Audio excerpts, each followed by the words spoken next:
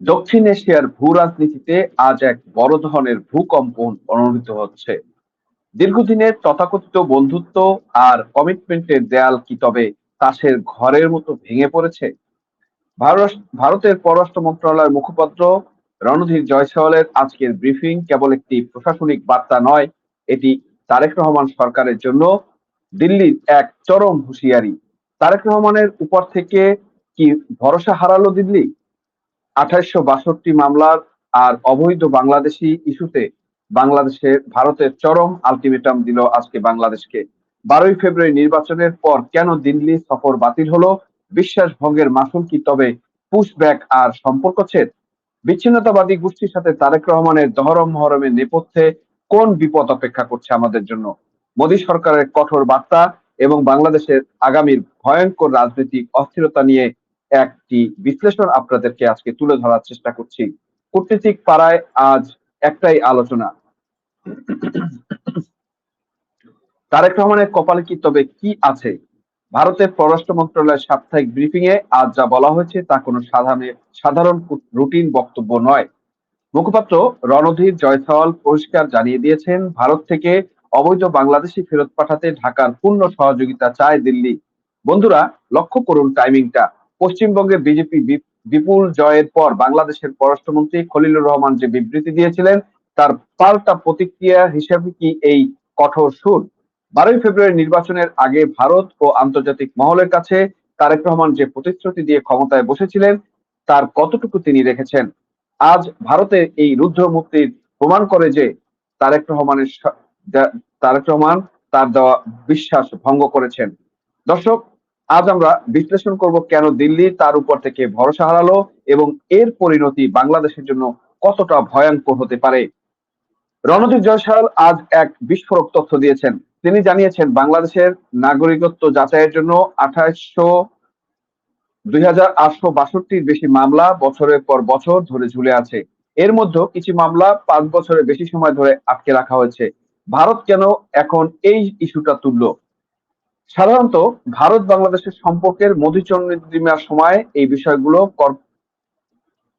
কার্পেটের নিচে চাপা রাখা হয় বা কার্পেটের নিচে চাপা রাখা হয়, যেটা আমরা বুঝি, বা দূরে সরিয়ে রাখা। কিন্তু এখন কেন জনসমক্ষে আনা হলো?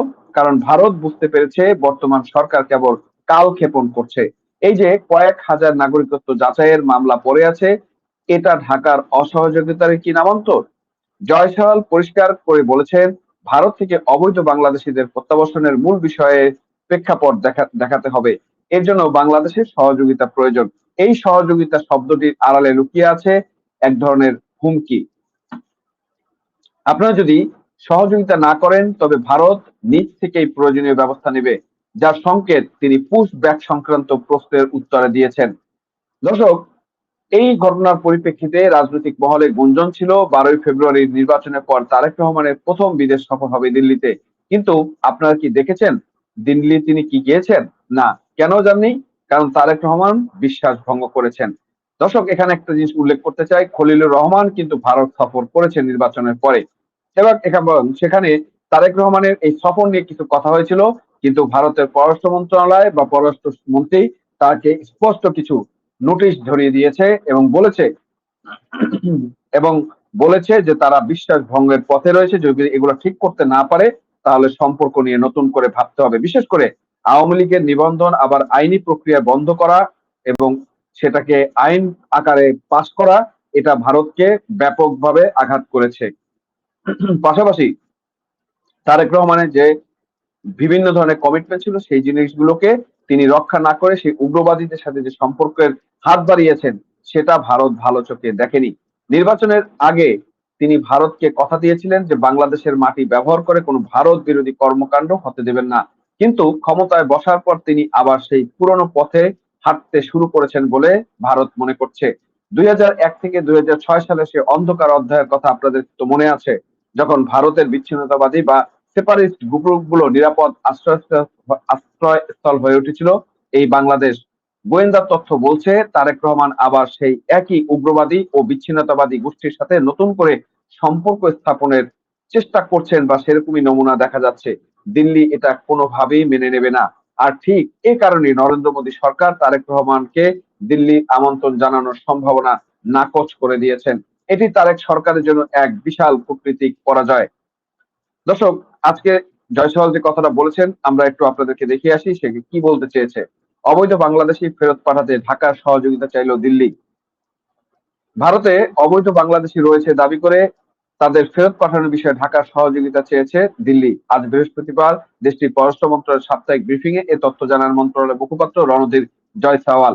তিনি বলেন, ভারত থেকে অবৈধ বাংলাদেশিদের প্রত্যাবাসনের মূল বিষয়ে প্রেক্ষাপট দেখাতে হবে, আর এজন্য বাংলাদেশের সহযোগিতা প্রয়োজন।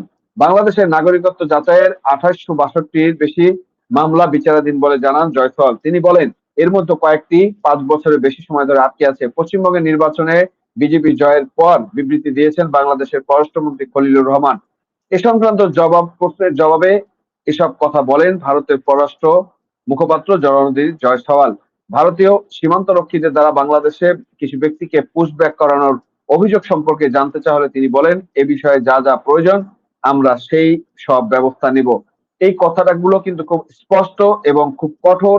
এটা কিন্তু দর্শক আপনারা হয়তো আমার সাথে বুঝতে পারছেন যে এটা কিন্তু একটা মজেজা বা একটা ইনফরমেশন বা একটা মেসেজ কিন্তু তারেক রহমান সরকারকে ভারত সরকার দিচ্ছে, এবং সেটাই কিন্তু এই নমুনা।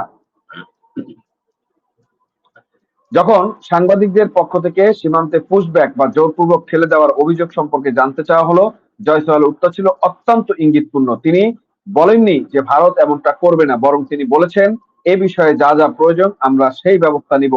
একটু আগে যে খবরটা আপনাদেরকে দেখলাম, এর মানে কি? এর মানে হলো যদি কূটনীতিক চ্যানেলে সমাধান না হয় তবে ভারত মাঠ পর্যায়ে কঠোর ব্যবস্থা নেবে। তারেক রহমানের বর্তমান সরকার কি প্রস্তুত ভারতের সাথে এক ধরনের সীমান্ত সংঘাত বা চরম উত্তেজনা মোকাবেলা করতে? পশ্চিমবঙ্গে বিজেপি জেতার পর সেই রাজ্যের চাপও দিল্লির উপরে আছে। জয়সওয়ালের এই বক্তব্য কি তবে সম্পর্কের নতুন কোনো অবনতির ইঙ্গিত দিচ্ছে? স্পষ্ট দিক আমি বলবো তাই। ভারত এখন আর ছাড় দেওয়ার মুডে নেই, কারণ তারেক রহমান তার কমিটমেন্ট ভঙ্গ করেছেন, বিশ্বাস ভঙ্গ করেছেন, এবং ভারত তার ব্যবস্থা এখন নিজেই নিবে সেই ধরনের পরিকল্পনায় কিন্তু সেই ধরনের মনোভাবে কিন্তু দেখা যাচ্ছে। দর্শক, সর্বশেষে আমরা একটা কথা বলতে চাই আমি, তারেক রহমান সাহেব 2001 আর 2026 কিন্তু এক না। আজ বিশ্ব রাজনীতি মেরুকরণ বদলে গিয়েছে। আপনি যদি মনে করেন ভারতের বিচ্ছিন্নতাবাদীদের মদত দিয়ে আর আমেরিকার গোলামি করে ক্ষমতায় টিকে থাকবেন, তবে আপনি ভুলের স্বর্গে বাস করছেন। দিল্লির এই বার্তা আপনার জন্য শেষ হুঁশিয়ারি হতে পারে। শুভবুদ্ধির উদয় হওয়া জরুরি, না হলে সামনে যে ভয়ঙ্কর সময় অপেক্ষা করছে তাতে কেবল আপনার গদি নয়, পুরো দেশ এক চরম সংকটে পড়বে বলে বিশেষজ্ঞরা বা ভূ রাজনৈতিক বিশেষজ্ঞরা মনে করছেন। ভারতের সাথে সম্পর্কের এই টানাপোড়েন যদি রাজপথে গড়ায় তবে এর দায়ভার আপনাকেই নিতে হবে। দর্শক, আপনারা কি মনে করেন তারেক রহমানের এই বিশ্বাস ভঙ্গের পর ভারত কি আরো কঠোর পদক্ষেপ নেবে? কমেন্টে আপনাদের মতামতগুলো আমাদের জানাবেন। ভিডিওটি শেয়ার করে কূটনীতিক সংকটের কথা সবার কাছে পৌঁছে দিন। সজাগ থাকুন, দেশের স্বার্থে সোচ্চার হন। আজ এ পর্যন্তই, দেখা হবে পরবর্তী ভিডিওতে অন্য কোনো বিষয় নিয়ে। ততক্ষণ ভালো থাকবেন, সুস্থ থাকবেন, এবং সবচেয়ে বড় কথা হচ্ছে নিরাপদ থাকবেন।